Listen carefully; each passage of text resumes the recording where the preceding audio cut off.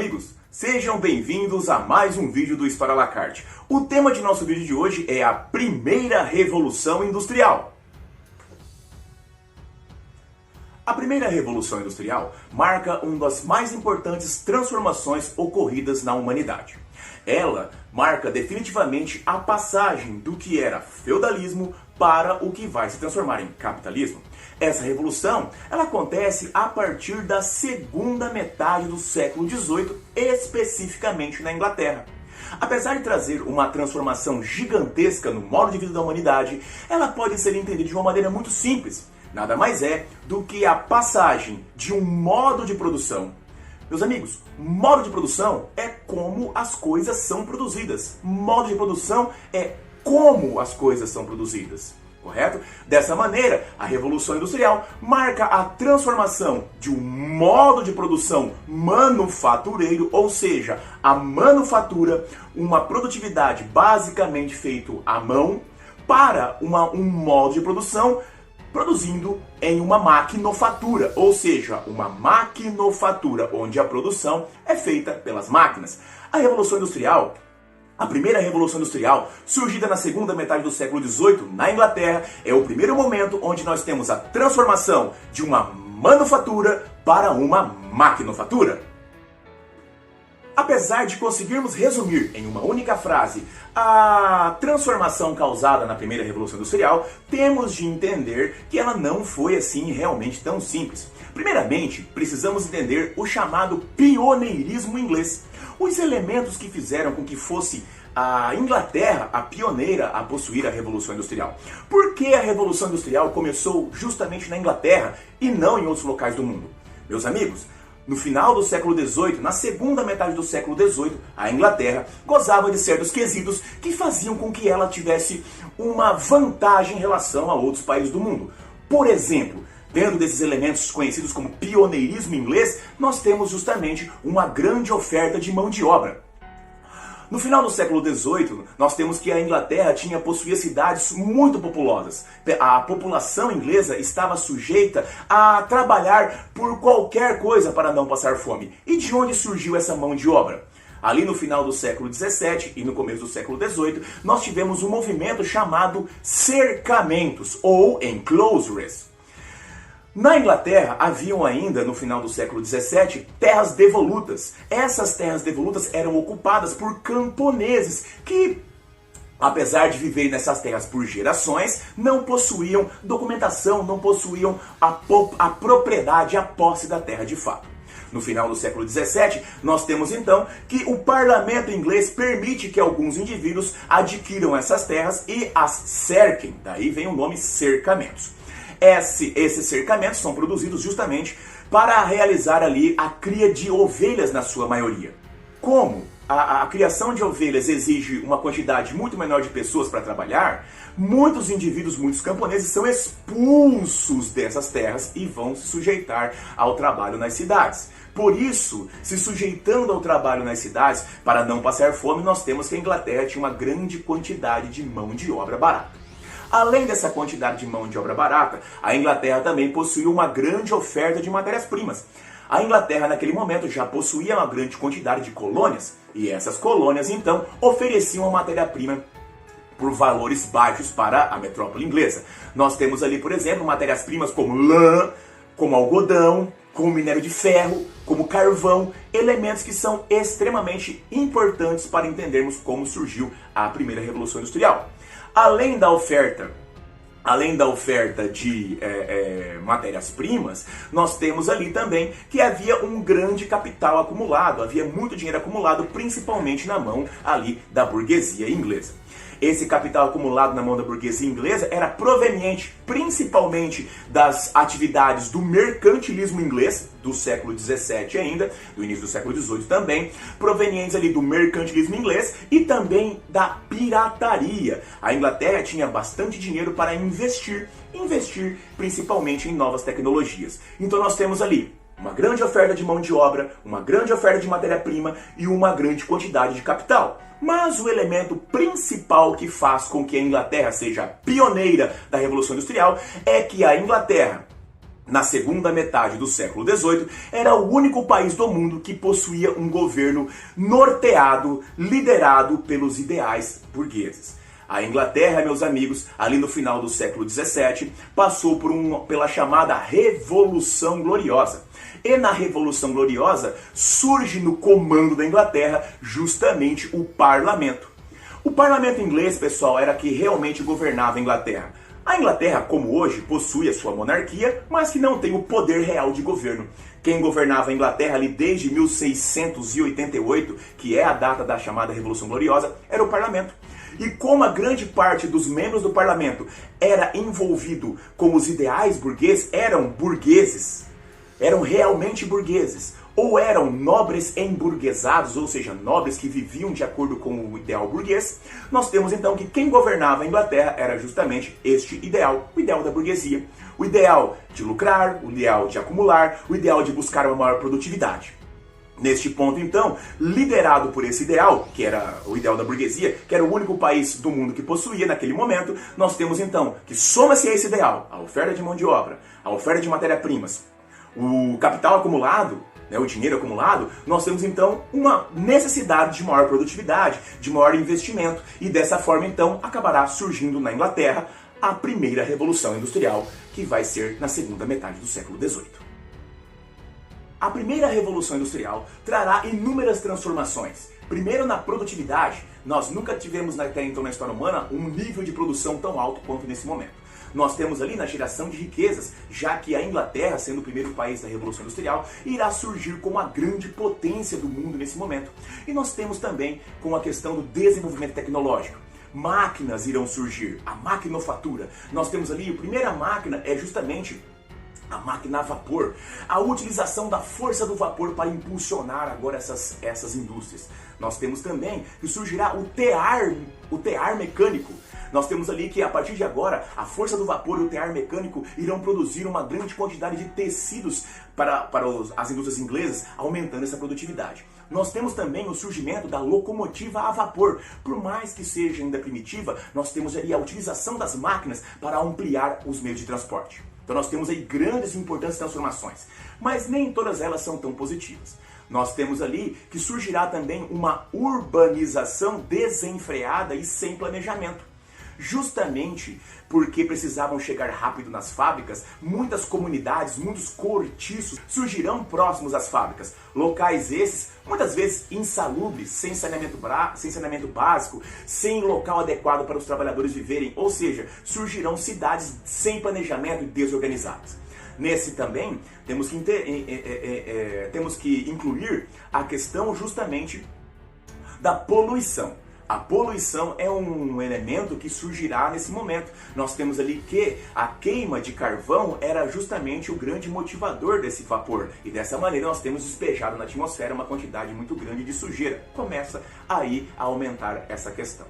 Além disso, além do planejamento urbano desenfreado, além da poluição, nós temos que nesse momento aumenta-se de forma significativa a exploração feminina e infantil. Claro que essas formas de exploração já existiam antes, mas agora ela é potencializada. E detalhe, elas são potencializadas onde a mulher ganhava muito menos do que o homem. E a criança, então, que trabalhava nas fábricas, trabalhava nas minas de carvão, ganha, então, uma quantidade ainda menor. Essa exploração aumenta de uma forma gigantesca. Mas não é somente sobre mulheres e sobre crianças que a exploração vai aumentar. Aumentará também a exploração sobre o homem, do homem de uma maneira geral. De uma maneira geral, nós temos que o indivíduo produtor, ele deixará de obter o conhecimento da fabricação. Nós temos ali que a fabricação não será mais feita pelo homem, mas é uma fabricação feita pela máquina. Desta maneira, nós temos a desqualificação do trabalho humano. O homem, a humanidade, o indivíduo produtor, se transforma em apenas mais uma peça da engrenagem da produtividade. Dessa forma, já que ele não detém mais o conhecimento específico da produção, ele pode ser substituído a qualquer momento. Não vai gerar impacto negativo na produtividade você substituir o indivíduo que produz, porque na realidade não é o indivíduo que produz, é a máquina. Dessa forma, então, o homem deixa de ter o seu trabalho como qualificado. E dessa forma, como ele não é qualificado, aumenta a rotatividade desse indivíduo, aumenta a exploração sobre o indivíduo, surgirão jornadas de trabalho que chegarão até 16 horas por dia. O indivíduo irá trabalhar de domingo a domingo. Se ele não quiser trabalhar no domingo, que é o dia dele ir à missa, ele terá descontado do seu pagamento. Os acidentes que surgirão não serão somente de responsabilidade do trabalhador, porque o indivíduo trabalha de domingo a domingo, 16 horas por dia, ele vai se esgotando. E numa dessas maneiras, ele esgotado, quando ele tem que realizar ali a manutenção da máquina, que é isso que cabe ao trabalhador agora, realizar a manutenção da máquina, ele tão cansado e esgotado acaba perdendo as mãos, perdendo os dedos esmagadas pelas engrenagens dessa nova máquina. Isso se abate sobre o trabalhador. Então nós temos ali que ele é um cara que não faz mais diferença na produtividade. Por isso ele pode ser substituído. Dessa forma, nós temos a desqualificação do trabalho humano. Então nós temos consequências da Revolução Industrial que são positivas, e nós temos também consequências que são um tanto quanto negativas, que surgirão a partir ali da segunda metade do século XVIII, com a primeira Revolução Industrial.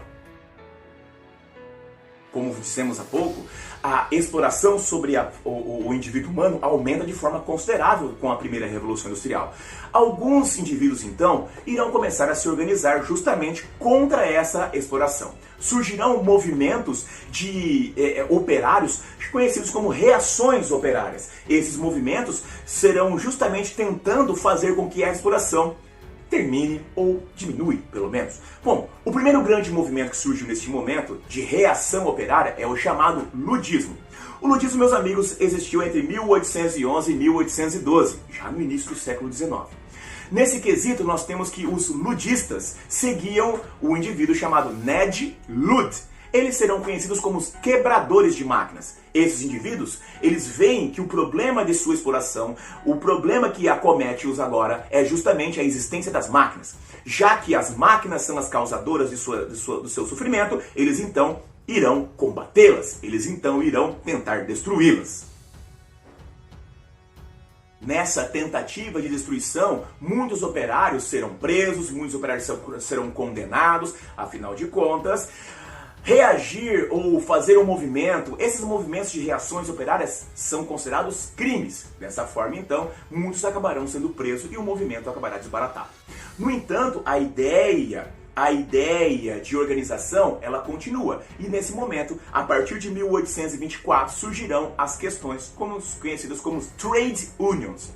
As trade unions, podemos dizer que é o embrião, o movimento que vai dar origem ao termo sindicalismo, já que nas trade unions, os trabalhadores irão começar a se organizar por categorias. As categorias de trabalhadores irão surgir nesse momento, irão se organizar, não mais irão quebrar as máquinas, não mais verão que a culpa de seu sofrimento é das máquinas. Afinal de contas, não são as máquinas que os obrigam a trabalhar 16 horas por dia, não são as máquinas que os obrigam a trabalhar de domingo a domingo, não são as máquinas que os pagam salários insignificantes.